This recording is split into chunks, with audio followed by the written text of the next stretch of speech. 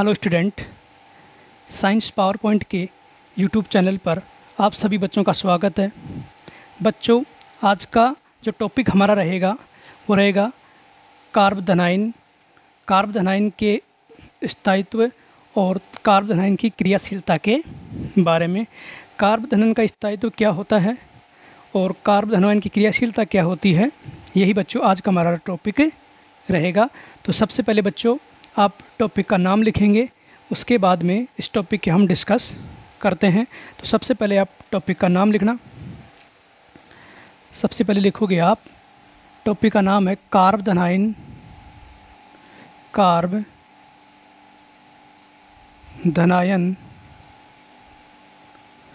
कार्बोदनाइन का स्थायित्व, कार्बोदनाइन का स्थायित्व एवं क्रियाशीलता।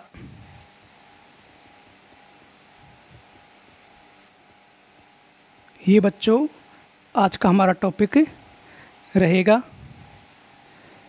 तो सबसे पहले आप टॉपिक का नाम लिख लो। फिर से सुनना, टॉपिक का जो हमारा नाम है कार्बोदनाइन का स्थायित्व एवं क्रियाशीलता। देखो बच्चों, इस टॉपिक को पढ़ने से पहले आपको ये पता होना चाहिए कि कार्बोदनाइन क्या होता है, किसे कहते हैं कार्बोदनाइन। तो जैसे ही हम कार्बोदनाइन के बारे में जानकारी प्राप्त करेंगे, उसके बाद में कार्बोदनाइन के स्थायित्व, स्टेबिलिटी और इस कार्बोदनाइन की क्रियाशीलता, रिएक्टिविटी के बारे में जानकारी प्राप्त करेंगे। तो सबसे पहले बच्चों यहाँ पर मैं आपको इस कार्बोदनाइन के बेसिक के बारे में बताता हूँ कि एक होता क्या है। इसके बाद में हमारा जो टॉपिक है ये हम शुरू करेंगे। तो सबसे पहले आप लिखो बच्चों कार्बोदनाइन। यह लिखना कार्बोदनाइन। कार्बोदनाइन,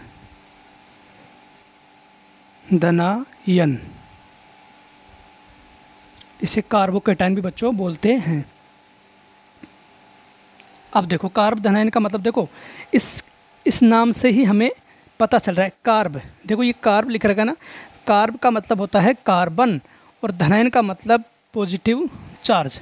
एक बार फिर से सुनना, इस शब्द का मतलब है कार्ब यानी कि कार्बन और धनाइन का मतलब प्लस, यानी जब कार्बन के ऊपर प्लस का चार्ज आ जाए तो उसे बोलते हैं बच्चों कार्बोदनाइन। तो अपन लिखेंगे, परिभाषा लिख लो। परिभाषा कैसे लिखेंगे, यहाँ पर लिखना, जब कार्बन पर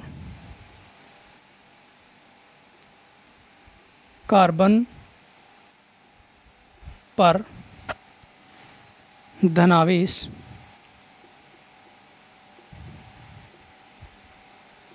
होता है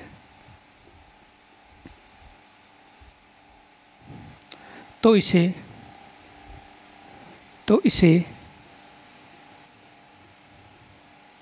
कार्बोदनाइन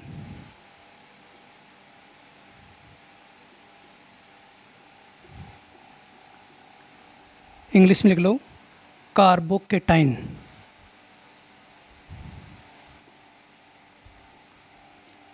कहा जाता है। तो बच्चों सुनना फिर से, कार्बोदनाइन किसे कहेंगे, जब कार्बन पर, किस पर, कार्बन पर धनावेश होता है। जब कार्बन पर धनावेश यानी पॉजिटिव चार्ज होता है तो इसे क्या कहते हैं बच्चों, जब कार्बन पर धनावेश होता है तो इसे कार्बोदनाइन, कार्बोकेटाइन कहा जाता है। ये तो था कार्बोदनाइन की थोड़ा बेसिक था।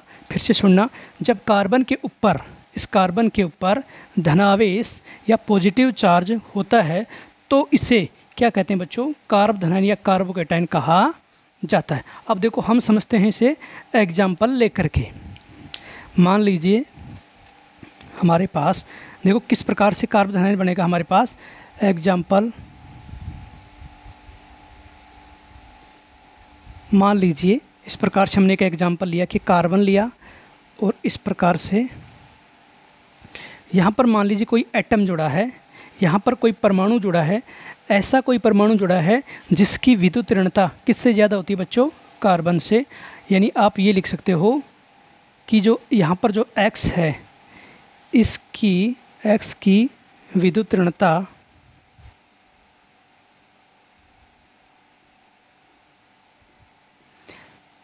यहाँ जो X है, इस एटम की विद्युत ऋणता कार्बन से अधिक हो तो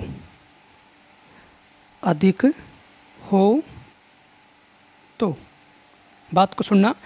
यहाँ पर मैंने एक एग्जांपल लिया कि कार्बन, और यहाँ पर मैंने हैलोजन परमाणु हो सकता है, या हैलोजन के अलावा ऐसा कोई परमाणु यहाँ पर हो सकता है जिसकी विद्युत ऋणता इलेक्ट्रॉन नेगेटिविटी किससे ज़्यादा हो बच्चों? कार्बन से। तो मैंने ये लिख दिया कि X का मतलब कोई भी हैलोजन परमाणु हो सकता है, या हैलोजन परमाणु के अलावा कोई भी ऐसा परमाणु जिसकी विद्युत ऋणता किससे ज़्यादा हो? कार्बन से। तो मैंने लिखा कि X कोई एटम है तो X की विद्युत ऋणता कार्बन से अधिक हो तो, अब देखो विद्युत ऋणता किसकी ज़्यादा है?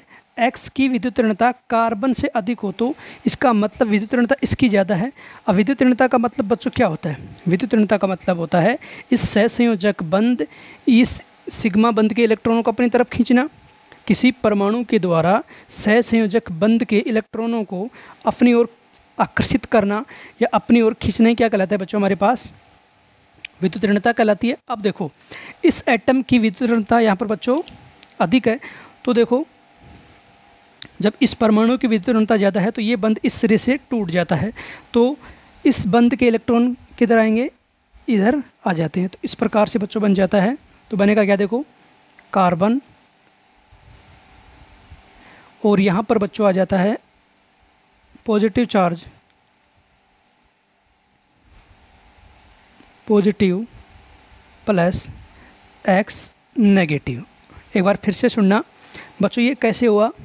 ये हुआ कि X जो यहाँ पर कोई परमाणु है, इसकी विद्युत ऋणता कार्बन से क्या है? अधिक। जब इसकी विद्युत ऋणता कार्बन से अधिक है तो कार्बन से अधिक होने के कारण ये जो एटम क्या करता है? इस सिग्मा बंध के इलेक्ट्रॉनों को या सहसंयोजक बंध के इलेक्ट्रॉनों को अपनी तरफ आकर्षित करेगा, अपनी तरफ खींचेगा, जिससे ये बंध टूट जाता है। और टूटने की वजह से यहाँ पर कार्बन के ऊपर बच्चों प्लस आ जाता है और X पर क्या आ जाता है बच्चों? नेगेटिव। अब देखो कार्बन के ऊपर प्लस का मतलब है बच्चों एक इलेक्ट्रॉन की कमी। कार्बन के ऊपर प्लस का मतलब क्या होता है? एक इलेक्ट्रॉन की कमी होती है। इसी प्रकार से बच्चों यहाँ पर बात करें कि X नेगेटिव का मतलब यहाँ पर जब नेगेटिव में इसका मतलब एक इलेक्ट्रॉन की अधिकता। ये कैसे? देखो इसमें समझो, इस बंध में दो इलेक्ट्रॉन्स हैं, एक कार्बन का और एक इस एटम का।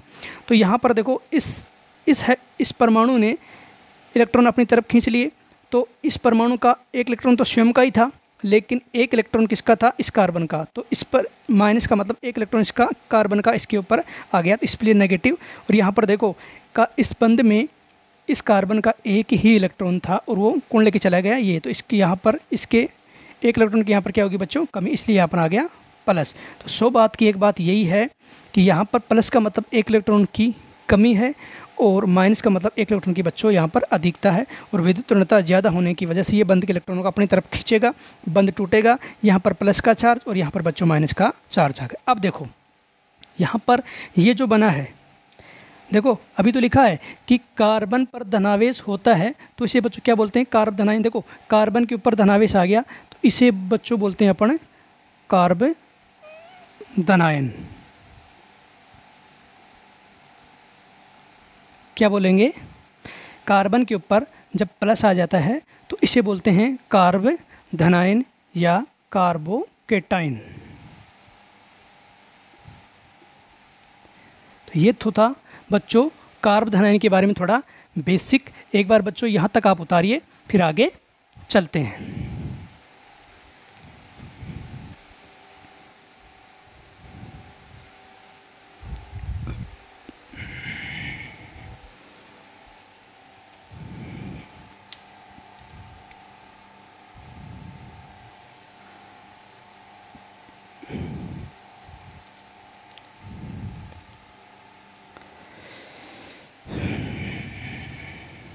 बच्चों आपने उतार लिया होगा, अब देखना आगे।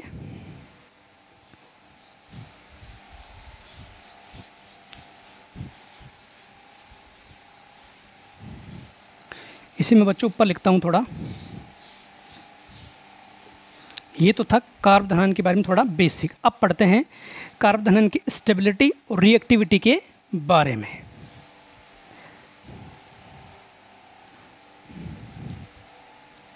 तो यहाँ लिख लो, कार्ब धनायन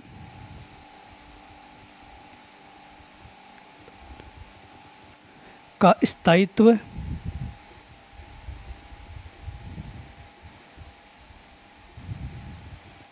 एवं क्रियाशीलता।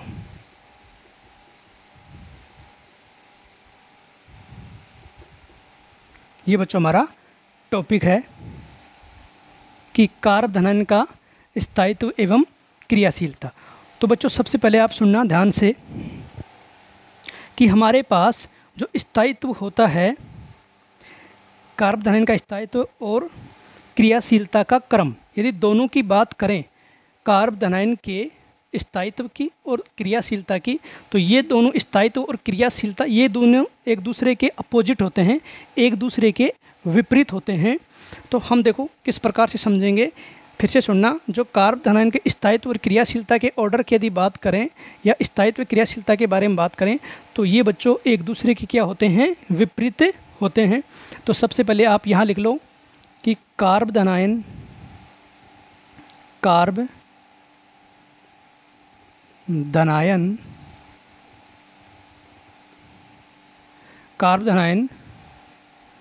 के स्थायित्व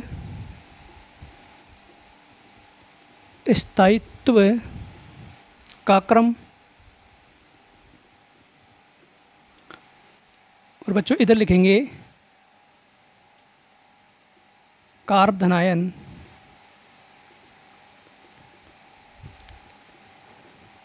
धनायन की क्रियाशीलता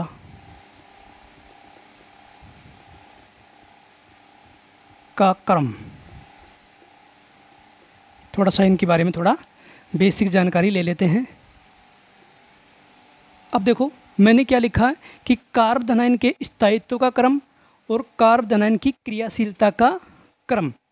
फिर से सुनना, टॉप यहाँ पर क्या है कि कार्ब धनायन के स्थायित्व का क्रम और कार्ब धनायन की क्रियाशीलता का क्रम। अब देखो यदि स्थायित्व के क्रम की बात करें तो देखो स्थायित्व का क्रम आप ऐसे याद रखना। तो यहाँ लिख लो आप, पहला बिंदु स्थायित्व का क्रम, स्थायित्व का क्रम। यदि बच्चों आपको स्थायित्व के क्रम को याद रखना है तो आप संख्या याद रखना 3210 ये आपको याद रखना है। कार्ब धनायन के स्थायित्व की बात करें तो आपको स्थायित्व का क्रम यदि देखना है, कार्ब धनायन के स्थायित्व का क्रम में आपको बच्चों संख्या याद रखनी है 3210। अब देखो जब स्थायित्व के क्रम में 3210 है तो यहाँ पर एक पॉइंट और बना देता हूँ मैं कि इनके क्रियाशीलता का क्रम बात करें,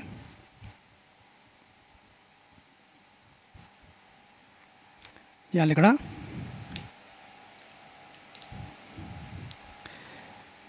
क्रियाशीलता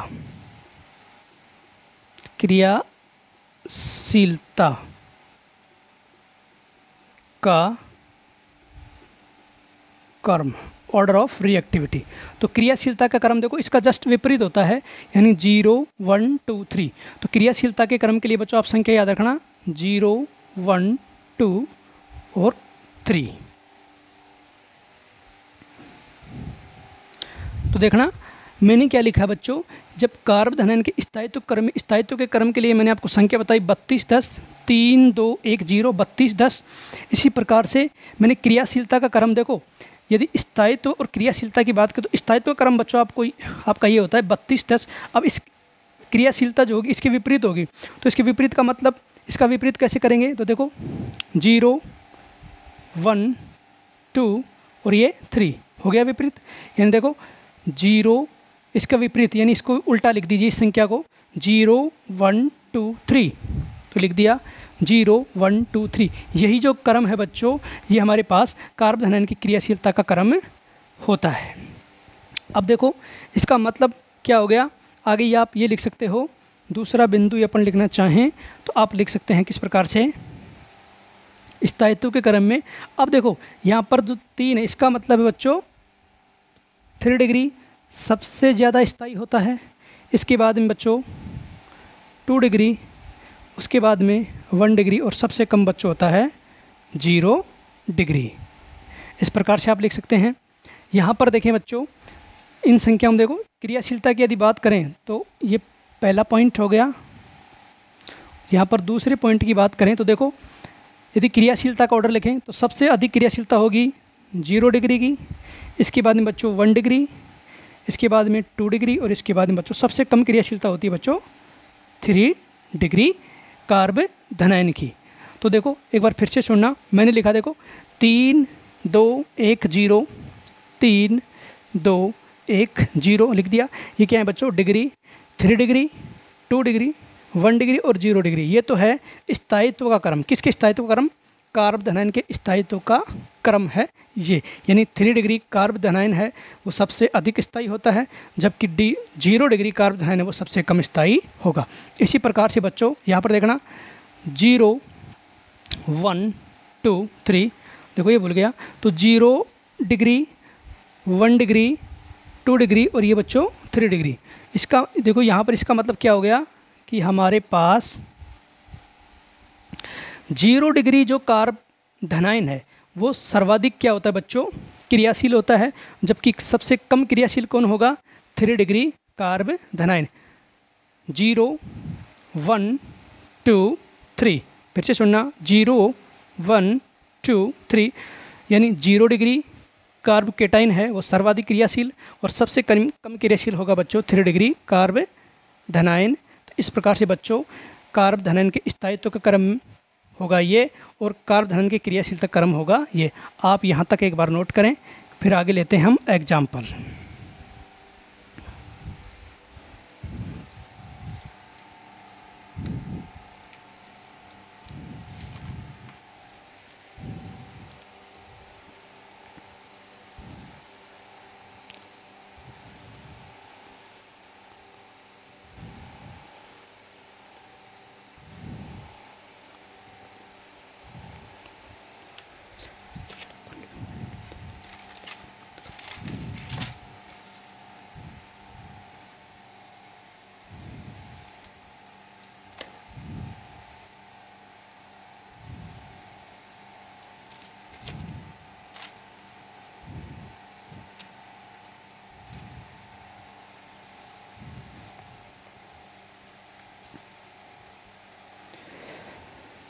तो बच्चों आपने नोट कर लिया होगा। अब देखना आगे, आप समझते हैं एग्जाम्पल की सहायता से।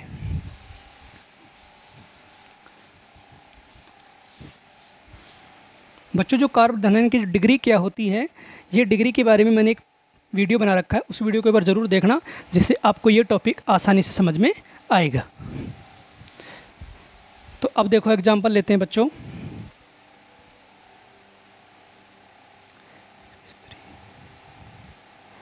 हमने एग्जाम्पल लिया, एग्जाम्पल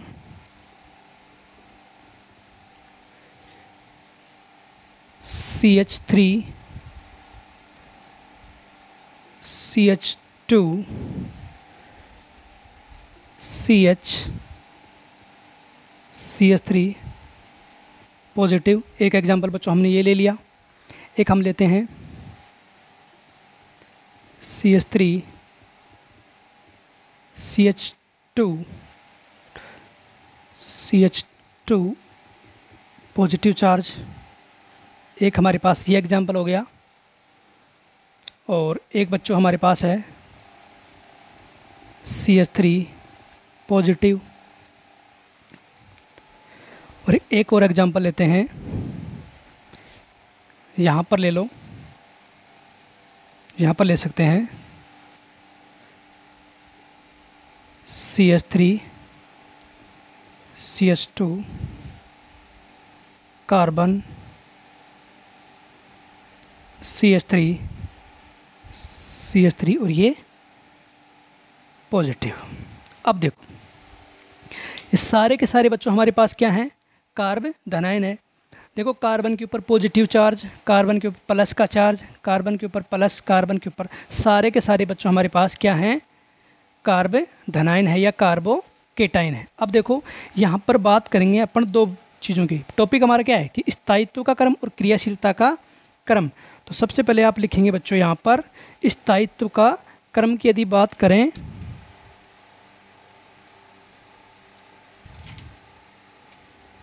तो स्थायित्व का क्रम हम दो चीज़ों को देखेंगे। पहला देखेंगे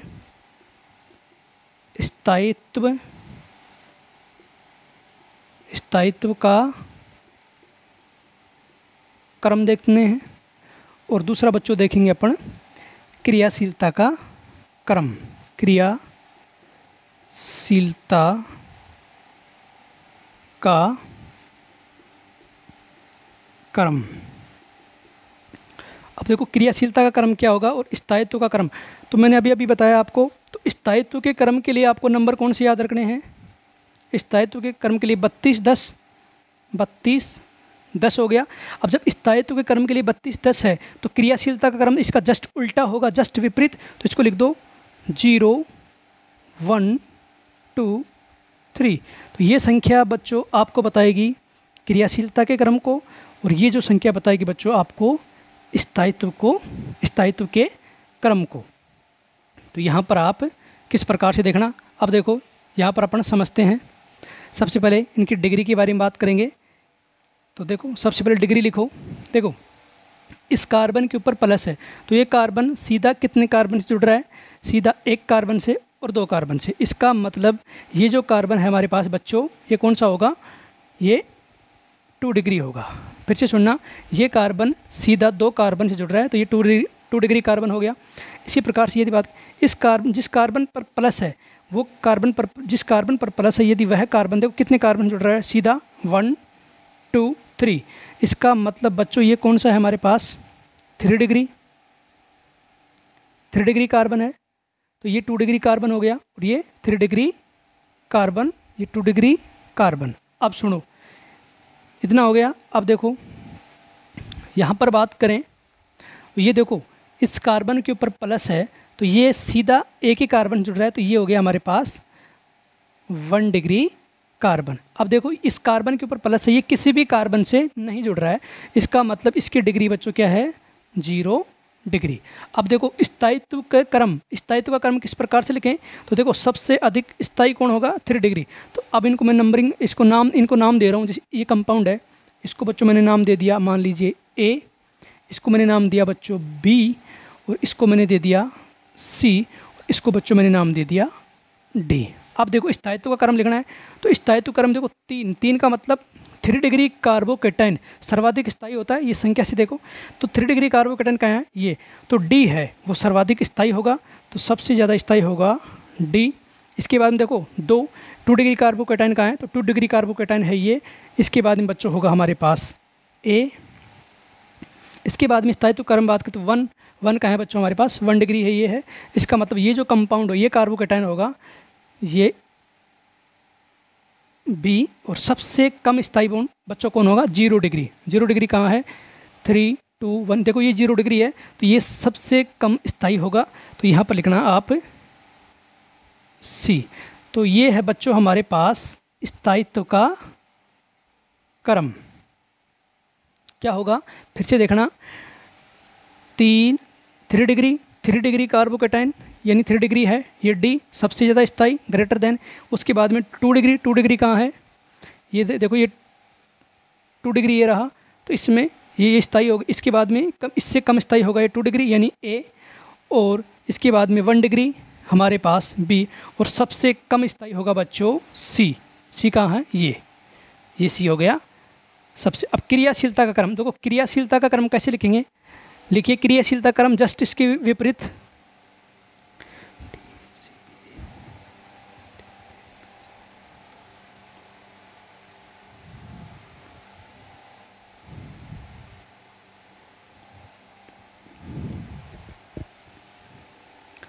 तो बच्चों देखना क्रियाशीलता का क्रम, तो देखो स्थायित्व का क्रम हमारे पास ये है। तो क्रियाशीलता क्रम देखो 3 2 1 यानी 32 तक इसको उल्टा कर दिया, 0 1 2 3 0 1 2 3।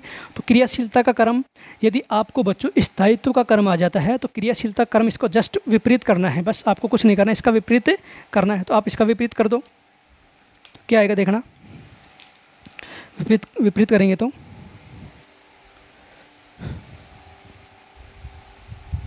विपरीत करेंगे। देखो यहाँ पर सबसे अधिक क्रियाशील होगा C, इसके बाद में बच्चों B, इसके बाद में A, और सबसे कम जो क्रियाशील होगा वो D कार्बोकैटायन होगा।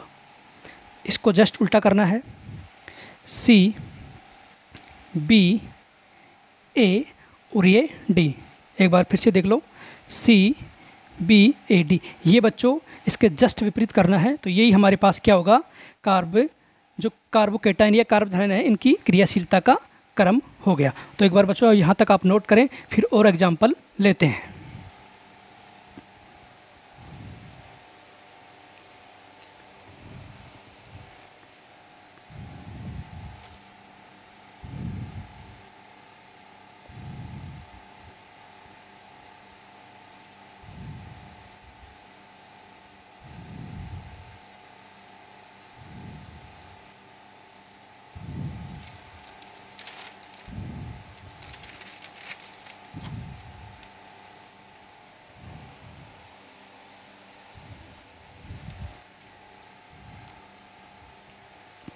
तो बच्चों आपने नोट कर लिया होगा, और देखना आगे एग्जाम्पल और लेते हैं।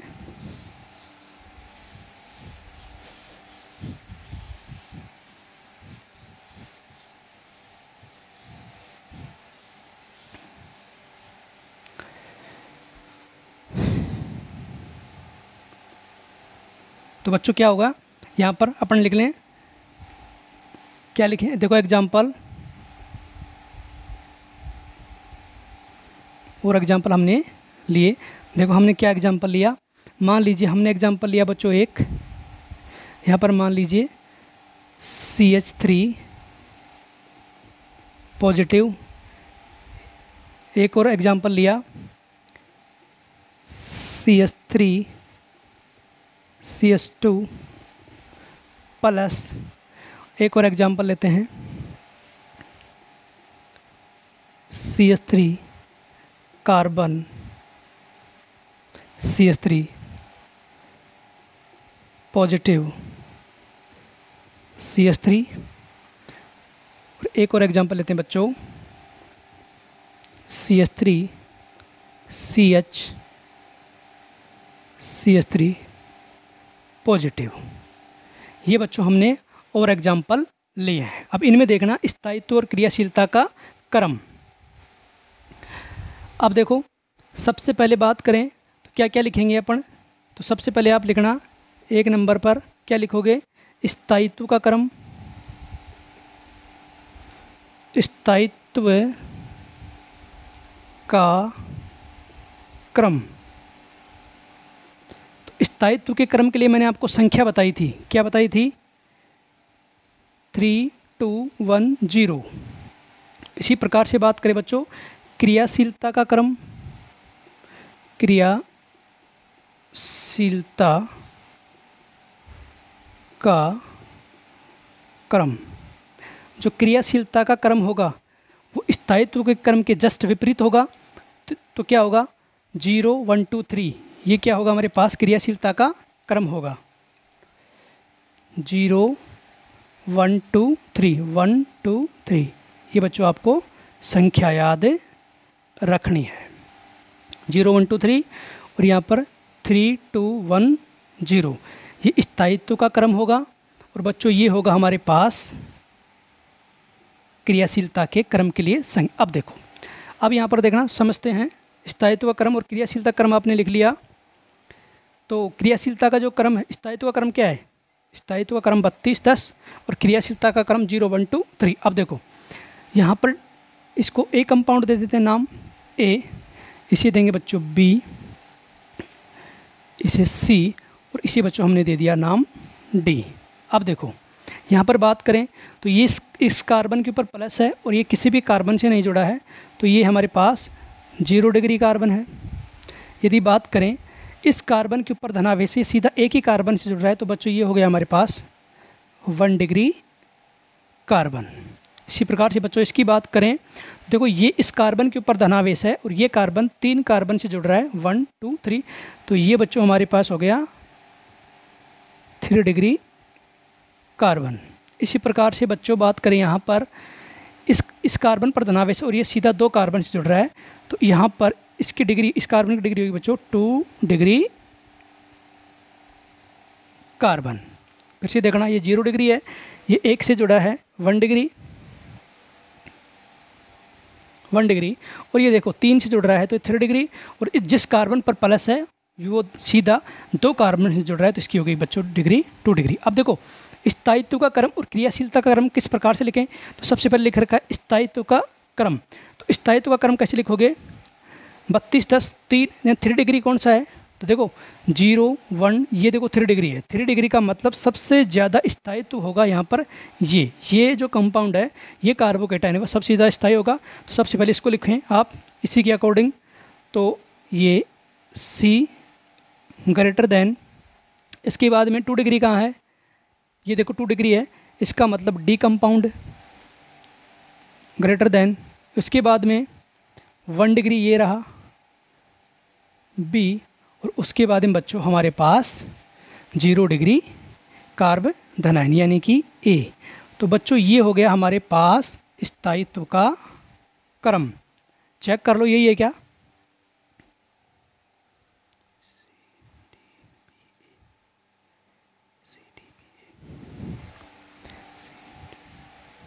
देखो चेक करो, C 3 डिग्री, D हमारे पास D कौन कहाँ है, देखो ये रहा, तो ये 2 डिग्री है, इसके बाद में 1 डिग्री और इसके बाद में 0 डिग्री।